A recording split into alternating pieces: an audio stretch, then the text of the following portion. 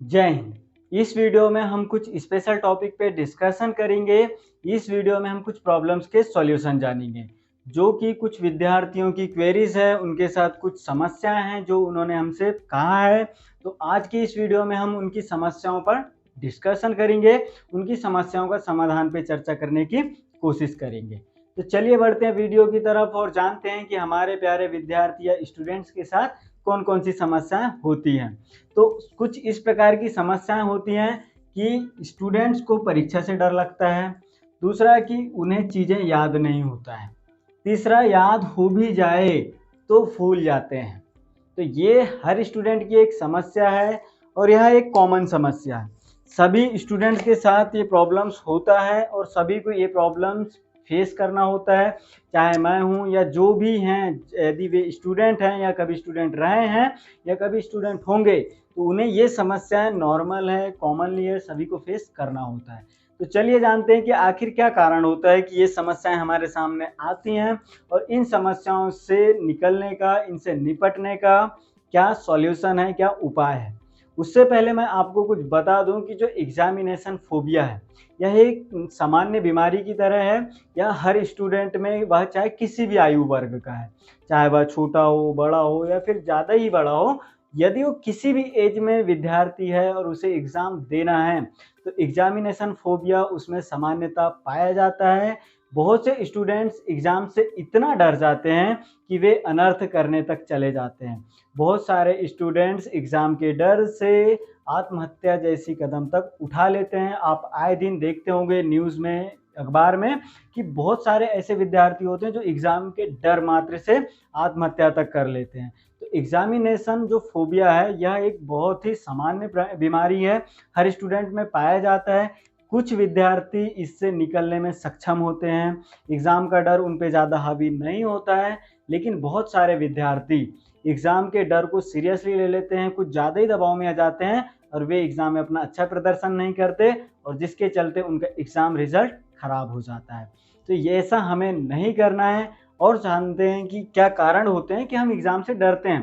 भाई, सबकी लाइफ में एग्ज़ाम्स होता है, नॉर्मल सी चीज़ें हैं, तो हमें इससे डर क्यों लगता है? कुछ तो कारण होगा। यदि हम वो कारण जान लें कि हमें डर क्यों लगता है, तो फिर हमें डर नहीं लगेगा। तो इस वीडियो में हम जानते हैं कि आखिर एग्ज़ाम से हमें डर क्यों लगता है। तो उसका सबसे पहला कारण है चिंता। हर विद्यार्थी को एग्ज़ाम से रिलेटेड चिंता होता है, लेकिन एग्ज़ाम से पहले नहीं, एग्ज़ाम की रात में या एग्ज़ाम का टाइम टेबल आ जाने के बाद, कि एग्ज़ाम कैसा जाएगा, एग्ज़ाम में हमारा मार्क्स कितना आएंगे, हम फेल तो नहीं हो जाएंगे। ऐसे बहुत ही फालतू की चीज़ें सोचकर स्टूडेंट चिंतित हो जाते हैं, स्ट्रेस लेने लगते हैं, ऐसी चिंता करने लगते हैं जो उन्हें बिल्कुल भी नहीं करना चाहिए। और यह सबसे बड़ा कारण होता है कि जब आप चिंतित हो जाते हैं, आपका माइंड डिस्टर्ब हो जाता है, तो आप दबाव सा फील करते हैं, आपके ऊपर स्ट्रेस होता है और आपका माइंड जहाँ लगना चाहिए वहाँ नहीं लगता है, जिस वजह से आप एग्ज़ाम से बहुत ज़्यादा डरने लगते हैं। दूसरा है तैयारी पूरी ना होना। जैसे कि मैंने अभी बोला कि स्टूडेंट्स डरते हैं, लेकिन पहले नहीं, एग्ज़ाम का टाइम टेबल आ जाने के बाद या तो फिर एग्ज़ाम की नाइट में। आपको तैयारी पूरी नहीं हो, आपको डरना है, एग्ज़ाम से डरना है, लेकिन कब? फर्स्ट डे, जब आपको पता चल जाए कि मैं इसकी पढ़ाई कर रहा हूँ, मेरे एग्ज़ाम्स 6 महीना या 1 साल बाद हैं, तो आपको पहले दिन से डरना है। यदि आप पहले दिन से डरते हैं, तो आपके साथ जो एग्ज़ाम की नाइट में डर होता है या एग्ज़ाम के समय में डर होता है, वो डर नहीं होगा यदि आप फर्स्ट डे से डरेंगे तो। लेकिन हम स्टूडेंट्स ऐसा नहीं करते हैं। हम तो भाई एग्ज़ाम की रात में डरेंगे, हम तो एग्ज़ाम के टाइम टेबल के बाद डरेंगे, ऐसा करते हैं ना। तो तैयारी हम शुरू से नहीं करते हैं। यदि हम पहले दिन से डरने लगेंगे, तो हमारी तैयारी पूरी हो जाएगी, पूर्ण तरह से हम प्रिपेयर हो जाएंगे, सक्षम हो जाएंगे कि अब भैया कोई भी एग्ज़ाम है, हम उससे नहीं डरेंगे। लेकिन यदि हमारी तैयारी पूरी ना होगी, तो सिंपल है, हम एग्ज़ाम की रात को डरेंगे या टाइम टेबल आ जाने के बाद डरेंगे कि यार हमने तो पढ़ा नहीं है, हमारा तो सिलेबस कंप्लीट नहीं हुआ है, अब हम क्या लिखेंगे, हम तो फेल हो जाएंगे। ऐसे व्यर्थ का चिंता भी होने लगेगा, जैसे कि मैंने पहले बताया आपको। और फिर आप स्ट्रेस फील करेंगे, दबाव फील करेंगे और आपको बहुत ज़्यादा डर लगने लगेगा। अगला है दबाव। बहुत से स्टूडेंट्स होते हैं जो चिंता नहीं करते हैं और समय रहते अपनी तैयारी कर लेते हैं, लेकिन फिर भी उनके पर कुछ दबाव होता है। कुछ प्रेशर होता है, उन्हें प्रेशराइज्ड किया जाता है कि भैया आपको ये करना है, वो करना है। बहुत से होते हैं, कुछ फैमिली प्रेशर होता है, कुछ फैमिली से दबाव आता है, कुछ स्कूल कॉलेजेस से दबाव होते हैं, कुछ टीचर्स के होते हैं, कुछ फ्रेंड्स के होते हैं, कुछ रिलेटिव्स के होते हैं। तो बहुत से स्टूडेंट्स दबाव के वजह से भी डर जाते हैं कि यदि मेरा इतना परसेंट नहीं बना तो भैया पापा तो कूटेंगे, यदि इतना नहीं बना तो यार मैं दोस्तों को क्या मुंह दिखाऊंगा, यदि ऐसा नहीं हुआ तो मेरी तो इज्जत नहीं रहेगी। ऐसी बहुत सी चीज़ें सोचकर वे दबाव में आ जाते हैं और इसी कारण से इन्हें डर लगने लगता है। तो ये मैंने 3 ही कारण बताया, ऐसे बहुत से कारण होते हैं जिन वजह से हमें एग्ज़ाम में डर लगता है। लेकिन आप याद रखिएगा, यदि ये 3-4 कारण आपकी लाइफ में ना हो, एग्ज़ाम के समय आपके सामने ना हो, यदि आप किसी भी वजह से चिंतित ना हो, आपकी तैयारी समय रहते हो जाए और आप दुनिया में किसी का दबाव फ़ील ना करें, तो शायद आपको एग्ज़ाम से डर नहीं लगेगा। वो किसी भी लेवल का एग्ज़ाम हो, चाहे आप अपने सेमेस्टर एग्ज़ाम दे रहे हों, बोर्ड एग्ज़ाम दे रहे हों, एसएससी लेवल के एग्ज़ाम दे रहे हों या यूपीएससी लेवल के एग्ज़ाम दे रहे हों। यदि ये 3 चीज़ से आप जंग जीत जाते हैं, ये 3 चीज़ें आपके साथ नहीं होती हैं, तो मैं 100% गारंटी के साथ कह सकता हूँ कि आप एग्ज़ाम से उतना नहीं डरेंगे जितना नॉर्मल डरते हैं। यदि ये चीज़ें हो तो आप ज़्यादा डरेंगे, लेकिन ये चीज़ें आपके साथ ना हो तो आप कम डरेंगे। डर तो एग्ज़ाम से हर किसी को लगता है। आगे मैं आपको कुछ नोट्स बता दूँ, साथ में अपन जानते हैं कि याद नहीं होता और भूल जाना, ये भी एक समस्या है। ये तो था डर, डर क्यों लगता है। अब हम जानेंगे कि चीज़ें याद क्यों नहीं होती है और जैसे-तैसे हम एग्ज़ाम की रात को रट कर याद कर लेते हैं तो भूल जाते हैं। तो याद ना होने का जो मैं उपाय बताऊँगा उसी के साथ रीज़न्स भी बताते जाऊँगा कि आपको याद क्यों नहीं होता है। और भूल जाना तो मैं बता दूँ, जब मैं पढ़ता था, आज भी पढ़ता हूँ, तो मेरे एक टीचर थे जिन्होंने मुझे बताए थे कि रोहित, भूल जाना से सिर्फ़ तुम्हारे साथ नहीं होता है, सभी के साथ होता है। भूल जाने का वरदान मिला है मनुष्य को। तो आप भी याद रखिएगा कि भूल जाने का वरदान मिला है मनुष्य को। आप हर चीज़ें भूलते हैं, हमारे अंदर एक बहुत अच्छी चीज़ है कि हम भूल जाते हैं। यदि नहीं भूलते तो सोचिए क्या होता, जीना मुश्किल हो जाता। मेरे टीचर ने बोला था कि हमारे पास एक सॉफ्टवेयर है जो ऑटोमेटिक पुरानी चीज़ों को डिलीट कर देता है। वो कुदरत ने हमें दे दिया है, यदि तुम्हें उसे डिलीट होने से बचाना है, भूलने से बचना है, यदि आप कोई चीज़ पढ़े हैं और उसे नहीं भूलना है, तो उसका सॉल्यूशन है, मैं यहाँ आपको उपाय तो बताऊँगा ही कि चीज़ें याद कैसे करना है, याद नहीं होता उसका भी उपाय बताऊँगा और हम ना भूलें उसका भी उपाय बताऊँगा। लेकिन जो मुझे प्रैक्टिकली बताया गया था, मैं पर्सनल आपको शेयर करना चाहूँगा कि मेरे टीचर ने बोला था, पहली चीज़ कि भूलने का तो आपको वरदान है। दूसरी चीज़, यदि आपको याद नहीं हो रहा है तो उसका भी उपाय है। यदि आपको भूलने से बचना है, तो आपको उसके टच में रहना होगा। आपने एक बात तो सुना होगा ना कि हाथ में टच फ़ोन हो तो स्टेटस के लिए अच्छा है, लेकिन आप किसी के टच में रहें तो आपके लिए अच्छा है। ठीक वैसे ही है, यदि आप कोई चीज़ फर्स्ट डे पढ़े तो वीक के लास्ट डे भी उसे कम से कम देख ज़रूर लें, तो आप भूलेंगे नहीं। मुझे मेरे टीचर ने बताया था और मैं वही चीज़ फ़ॉलो करते आया हूँ कि मैं जो चीज़ भी पढ़ता हूँ, यदि मैं सुबह पढ़ा हूँ तो शाम को उसको एक बार रिवाइज़ डेफ़िनिटली करूँगा, या वीक के फर्स्ट में पढ़ा हूँ तो वीक के लास्ट में उसे ज़रूर एक बार देखूँगा कि मैंने पढ़ा क्या था, मैंने क्या याद किया था, मैंने क्या समझा था। तो चलिए अब बढ़ते हैं हम कि ये जो 2 समस्या हैं, बहुत बड़ी समस्या है स्टूडेंट्स के साथ या किसी के साथ भी चीज़ें आसानी से याद नहीं होता है और भूल जाते हैं, तो उनके लिए मैंने कुछ उपाय भी बताए हैं कि हमें चीज़ें कैसे याद होंगी और हम नहीं भूलेंगे। उससे पहले मैं आपको कुछ नोट्स बता दूँ जो आपके लिए ही है स्पेशली। यहाँ आपको स्पेशली नोट रखना है, याद रखना है, आपको ये चीज़ें भूलना नहीं है। हमारे पास एक बहुत बड़ी वरदान है, एक बहुत बड़ी पावर है, हम हनुमान की तरह हैं। आप भी हनुमान की तरह हैं कि आपको बताया जाएगा कि भैया आपके पास ये पावर है कि आप ये समुद्र लांघ सकते हैं। तो मैं वही नोट आपको बता दूं कि वैज्ञानिकों के अनुसार, हमारे साइंटिस्टों के अनुसार, जो मानव मेमोरी या ह्यूमन ब्रेन होता है वो कितना होता है 1 टीबी से लेके 2.5 पीबी या इनफाइनाइट। जो आपका मस्तिष्क है, ब्रेन है, उसमें स्टोरेज की क्षमता, यदि हम सेव करने की क्षमता कहें तो 1 टीबी से 2.5 टीबी या असीमित भी हो सकता है। यदि आप उसका सही इस्तेमाल करें तो आप अपने माइंड में इतनी चीज़ें सेव कर सकते हैं जिसकी सीमा नहीं है, इनफाइनाइट तक सेव कर सकते हैं। तो मैं आपको कुछ बता दूं, ये टीबी और पीबी क्या होता है। टीबी मतलब होता है टेराबाइट, टीबी मतलब टेराबाइट और पीबी मतलब पेटाबाइट। तो आपको बता दूं, 1 पेटाबाइट इज इक्वल टू होता है 1024 टेराबाइट या 1024 टेराबाइट। 1 टीबी बराबर होता है 1024 जीबी, 1 जीबी बराबर होता है 1024 एमबी। आप ये चीज़ों से अनजान नहीं हैं, आप डाटा यूज़ करते हैं, फ़ोन यूज़ करते हैं, तो आपको कहीं ना कहीं केबी, एमबी, जीबी, टीबी, पीबी ये चीज़ें समझ आता होगा। तो हमारे पास इतनी क्षमता है किसी भी चीज़ों को सेव करने का। हम 2.5 पीबी या पेटाबाइट तक की चीज़ें सेव कर सकते हैं, और हम हमारे दिमाग का अच्छा सा इस्तेमाल करें, हमारे ब्रेन का सही सा इस्तेमाल करें, तो हम असीमित चीज़ें भी याद रख सकते हैं, सेव रख सकते हैं। तो चलिए, ये तो था हमारे लिए कुछ इंपॉर्टेंट नोट्स जो हमारे लिए हनुमान का काम करेगा।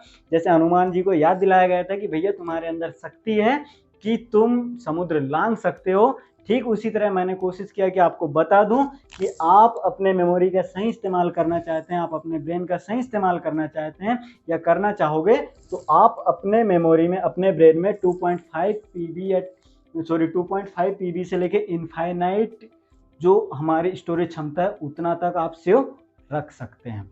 तो चलिए अब आ जाते हैं हम अपने मेन टॉपिक पे कि हमें चीज़ें याद नहीं होता और भूल जाते हैं।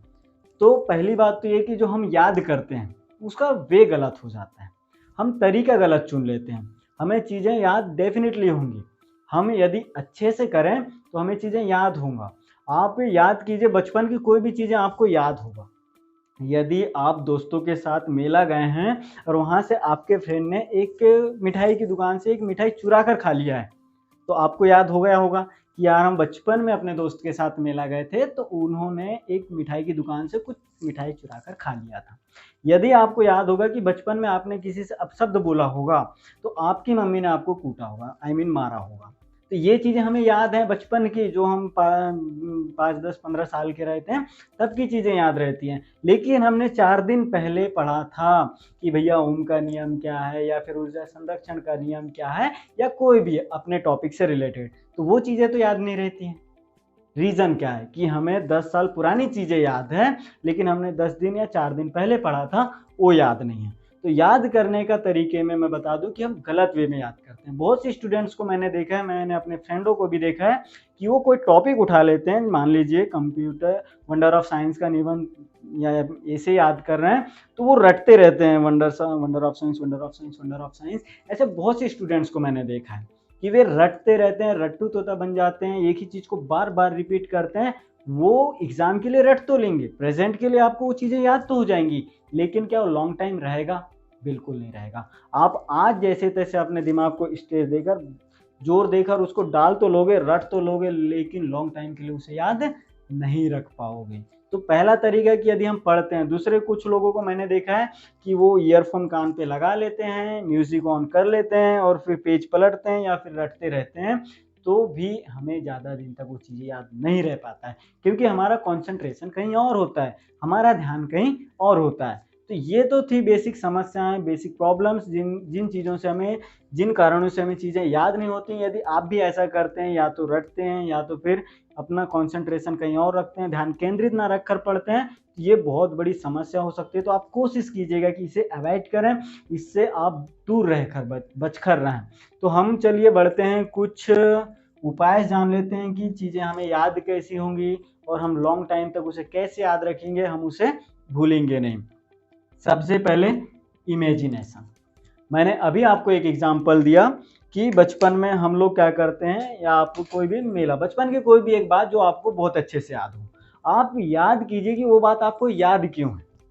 कोई तो ऐसा रीज़न होगा, कहीं ना कहीं जब आप उस बात को याद करने जाएंगे तो देखिएगा आपके माइंड में एक इमेज बनेगा कि मान लीजिए आपको आपकी मम्मी ने पीटा है, आपके पापा जी ने पीटा है, मारा है, डांटा है, जो भी किया है, तो उसकी एक इमेज बनेगी कि यार हम कैसे किए थे। यदि आपके दोस्त ने कुछ चुराया है, खाया है मेले से, तो आपको याद रहेगा।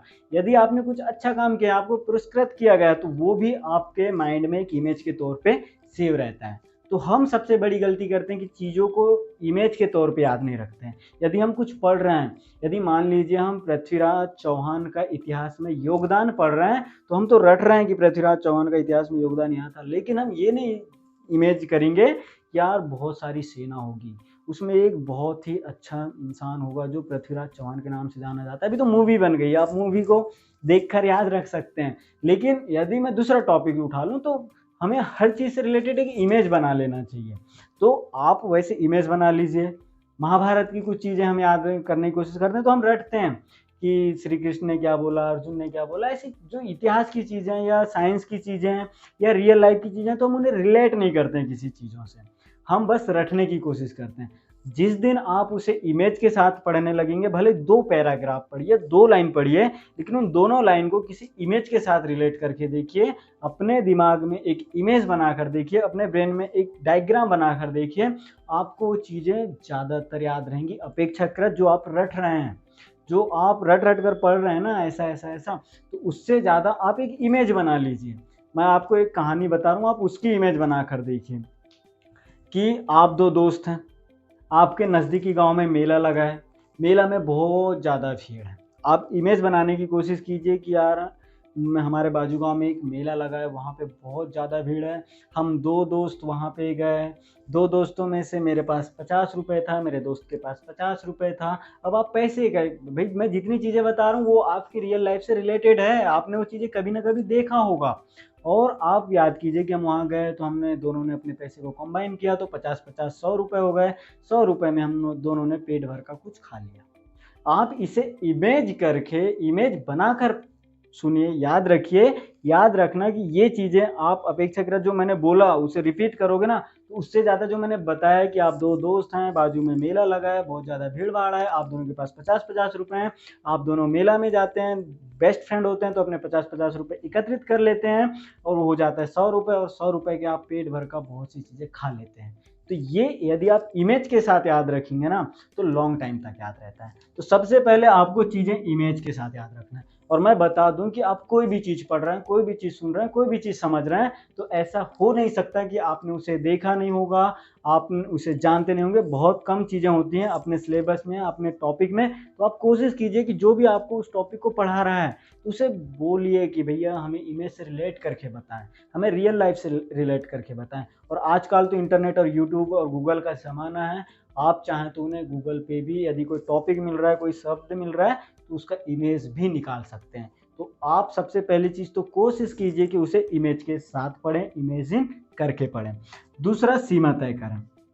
जैसा कि मैंने बताया कि हम पूर्ण तैयारी नहीं करते हैं, एग्ज़ाम की रात में पूरा सिलेबस उठाते हैं, 10-15 बुक उठाते हैं और लग जाते हैं भैया आइंस्टीन बनने कि एक रात में सब खत्म कर देंगे। तो ऐसा नहीं करना है। यदि आप एग्ज़ाम के समीप पढ़ रहे हैं तब भी सीमा तय करके पढ़ें। मान लीजिए आपके पास 8 दिन हैं, आपके 8 सब्जेक्ट हैं, तो आप सीमा तय कर लेंगे कि एक दिन में 1 सब्जेक्ट पढ़ेंगे, तो अब एक दिन में 1 सब्जेक्ट पढ़ना है। आपके पास 8 सब्जेक्ट हैं, लेकिन पूरी पुस्तक मत पढ़ो। इतना पढ़ो कि आप क्लियर कर जाओ। एक सब्जेक्ट है, आपने लापरवाही किया है, भैया भाग्य आपके साथ है, हो सकता है आप असफल भी हो जाएँ।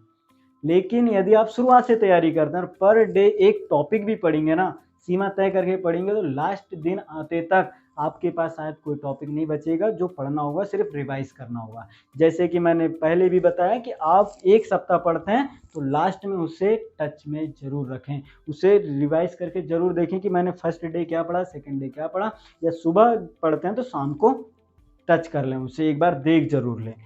वैसे ही आपको सीमा तय करना है, एक ही दिन में आर्यभट्ट नहीं बनना है, पूरा नहीं निपटाना है, नहीं पढ़ना है, सीमा तय करके पढ़ना है, थोड़ा-थोड़ा पढ़ना है। क्योंकि आपका माइंड आपके हिसाब से आप जानते हैं कितना कैच अप करता है, कितना सेव कर सकता है। तो अपने दिमाग में उतना ही ज़ोर दें जितना ज़रूरी है, नहीं तो फिर चिंता, दबाव ये चीज़ें आपके ऊपर डेफ़िनिटली आएगा। तीसरा है बचपन के सबक याद रखें। मैंने जैसे कि अभी बताया कि अपन बचपन में चीज़ें को देखते हैं तो बहुत सी चीज़ें याद रहती हैं। तो वही यदि आपको अभी भी कुछ चीज़ें ऐसे हो जा रहा है जो बचपन से रिलेट करता है, बचपन में वो चीज़ें आपके साथ कभी हुआ है, आपने देखा है, कभी सुना है, तो उससे रिलेट करके पढ़िएगा। टॉपिक्स को, अपने बचपन के सबक को याद रखते हुए पढ़िए कि यार ये चीज़ें तो हमारे साथ बचपन में हुआ है। अगला, रुचि को ध्यान में रखें।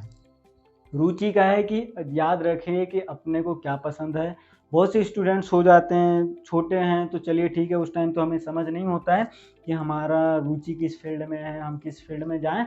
लेकिन यदि आप बड़े हो जाते हैं और फिर आप पढ़ाई कर रहे हैं या कुछ चीज़ याद करने की कोशिश करते हैं, तो इसमें रुचि बहुत ही ज़रूरी है। यदि मैं बात करूँ 12th वालों की, कॉलेज वालों की, आपके पास मान लीजिए 6 सब्जेक्ट्स हैं। हमारा पेन नहीं चल रहा है, दूसरा देखते हैं। मान लीजिए आपके पास 6 सब्जेक्ट है। अब बोलेंगे सर आपने तो बोला रुचि देखिए और हमारे तो सिर्फ 2 ही सब्जेक्ट में रुचि है, तो क्या 4 सब्जेक्ट को हम छोड़ दें? तो ऐसा नहीं करना है, 4 सब्जेक्ट छोड़ोगे तो आप छूट जाओगे। तो आपको क्या करना है, यदि आपको 2 सब्जेक्ट में रुचि है ना, तो पहले ये 2 सब्जेक्ट को पढ़कर कंप्लीट कर दो। ये 2 सब्जेक्ट को इतना प्रिपेयर कर लो, इतने अच्छे से तैयारी कर लो कि एग्ज़ाम के टाइम सिर्फ पन्ने पलटकर देखना है कि हमने ये चीज़ें पढ़ लिया, हमें ये चीज़ें परफेक्ट याद है। उसके बाद जो 4 सब्जेक्ट में बच जाते हैं, उनमें भी देखो कि यार थोड़ा बहुत तो किसी में रुचि होगा, कोई तो ऐसा 1 आध 2 सब्जेक्ट होंगे जिनमें मन लग रहा होगा कि पढ़ लें। तो ऐसे करते-करते जिसमें आपका मन लगता है, जिसमें आपका इंटरेस्ट होता है, जिसमें आपकी रुचि होती है, आप उन्हें पहले पढ़िएगा। तो वो चीज़ें जिसमें हमारा इंटरेस्ट होता है, मन लगता है ना, वो चीज़ें हम जल्दी करते हैं, ज़्यादा अच्छे से करते हैं, पूरे ध्यान के साथ करते हैं, पूरा कॉन्सन्ट्रेशन रहता है हमारा। तो इससे फ़ायदा क्या होता है कि हम उस चीज़ को जल्दी से याद कर लेते हैं, जल्दी से पढ़ लेते हैं। अगला है, जो पढ़ा है दूसरों को बताएँ। यदि आप क्लास में हैं, कॉलेज में हैं या कहीं भी हैं, यदि आप स्टूडेंट्स हैं, पढ़ाई कर रहे हैं, तो कोशिश कीजिए कि आप जो पढ़ रहे हैं उसे दूसरों को बताएँ। ये पैसिव रीडिंग में आता है, 2 तरह की रीडिंग होती है, एक एक्टिव रीडिंग, एक पैसिव रीडिंग। तो मैं इसके बाद आपको वो दोनों रीडिंग भी बता दूँगा। तो ये आपको पैसिव रीडिंग करना है कि आपको खुद तो पढ़ना है, पढ़ लिए, अपने को समझ आ रहा है, जितनी अपनी समझ है, उतना ही अपने दोस्तों को बता दें, अपने फ्रेंड को बता दें, अपने क्लासमेट को बता दें या किसी को भी बता दें। हमारे साथ तो होता था कि हम अलग-अलग फ्रेंड्स होते थे, हमारे ब्रांचेस अलग होते थे। तो हम क्या करते थे कि भाई तेरा ब्रांच नहीं भी है ना, तू हमारी नोट पकड़ ले और मैं जो बोल रहा हूँ उसको मिला ले कि मैं सही बोल रहा हूँ या नहीं, तुझे तो नहीं पता। तो ऐसा करके भी हम लोगों ने किया है। तो आप ऐसा कर लीजिए कि अपने फ्रेंड्स को बैठा लीजिए जो आपके क्लास में है, जिनका जो सब्जेक्ट्स है, तो आप उन्हें पढ़ा दीजिए, उन्हें बता दीजिए। वही है, जो पढ़ रहे हैं वो दूसरों को बताएँ। तो इससे क्या होगा कि आपको चीज़ें जब आप बताओगे तो आपको चीज़ें याद होंगी, आप लॉन्ग टाइम तक उसे याद रख पाओगे। तो चलिए ठीक है, अपन अब डिस्कस कर लेते हैं active reading and passive reading. AR और PR, ये 2 तरह की रीडिंग होती हैं। इस पे तो शॉर्ट भी है, बहुत से लोगों ने बताया भी है। एक्टिव रीडिंग वह रीडिंग होता है जिसमें आप क्लास में, आपको टीचर पढ़ा रहे हैं, आप क्लास में पढ़ते हैं, फिर जाकर उसे घर में पढ़ते हैं, तो चीज़ें आपको समझ आता है, चीज़ें आपको याद होती हैं। लेकिन पैसिव रीडिंग क्या होता है कि आपको टीचर ने क्लास में पढ़ाया और आप घर जाकर या रूम जाकर उसे किसी और को पढ़ा दें, तो वो होता है पैसिव रीडिंग कि हमने यहाँ से पढ़ा, घर गए, नहीं पढ़ा और डायरेक्ट किसी को पढ़ा दिया। तो यदि अपन ऐसे नहीं है, अपना माइंड इतना शार्प नहीं है कि अपन ने कहीं से पढ़ा और डायरेक्ट उसको पढ़ा दिया, तो अपन एक्टिव रीडिंग भी कर सकते हैं ना कि भैया हम क्लास में पढ़ रहे हैं या खुद से पढ़ रहे हैं, उसके बाद एक बार फिर बुक से पढ़ रहे हैं और उसके बाद पढ़ा रहे हैं। हम 2 में से कोई भी रीडिंग करें, अच्छे से करेंगे तो जो ये समस्या है कि परीक्षा से डर लगता है, हमें चीज़ें याद नहीं होता है, जो भी याद होता है वो भूल जाते हैं, तो वो नहीं होगा। मैं 100% गारंटी के साथ कह सकता हूँ, क्योंकि ये समस्या मेरे साथ भी था और आज मैं इन समस्याओं को फेस नहीं करता हूँ कि मुझे परीक्षा से डर तो लगता है, हर इंसान में डर लगता है, लेकिन उतना नहीं लगता जितना एक नॉर्मल इंसान को लगता है। चीज़ें याद नहीं होती, चीज़ें याद हो जाती हैं, हम भूल जाते हैं, वरदान है हमें भूलने का, लेकिन हम कुछ स्टेप्स फॉलो कर कुछ उपाय हैं जिनके थ्रू हम थोड़ी जल्दी याद कर लेते हैं, अपेक्षाकृत लोगों की, कि लोगों को इतना जल्दी याद नहीं होता है। भैया आप ये स्टेप्स फॉलो कीजिए ना, इमेजिनेशन बनाइए, सीमा तय कर लीजिए, बचपन के सबक याद रखिए, रुचि को ध्यान में रखते हुए पढ़िए और साथ में जो पढ़ा है वो दूसरों को पढ़ाइए। तो डेफ़िनेटली आपको चीज़ें याद भी रहेंगी और आप उसे आसानी से नहीं भूलेंगे और आप हनुमान वाली शक्ति को जान जाइए कि आपके अंदर ये शक्ति है। यदि आप अपने मेमोरी, अपने ब्रेन का सही इस्तेमाल करते हैं, तो आप 2.5 पीबी या इनफाइनाइट डाटा सेव कर सकते हैं। अपने माइंड में बहुत सी चीज़ों को लॉन्ग टाइम तक याद रख सकते हैं। और जो सबसे इम्पोर्टेंट मैंने बताया, भूल क्यों जाते हैं, वरदान है, तो उस वरदान को विफल करने के लिए हमें क्या करना होगा, चीज़ों को टच में रखना होगा। यदि हम चाहते हैं कि हमने जो पढ़ा है वो लॉन्ग टाइम तक याद रहे, हम उसे ना भूलें, तो जो चीज़ पढ़ा है उसे पढ़कर रख नहीं देना, उसे बार-बार देखना है, उसे बार-बार पढ़ना है। जब आप एक चीज़ों को बार-बार देखोगे, पढ़ोगे तो लॉन्ग टाइम तक वो चीज़ याद रहेगी। उम्मीद करता हूँ कि मैंने जो चीज़ें बताया, मैंने अपने रियल एक्सपीरियंस को शेयर करने की कोशिश किया है। जो चीज़ें मैं करता हूँ वही मैंने आपको करने के लिए सजेस्ट किया है, बताया है।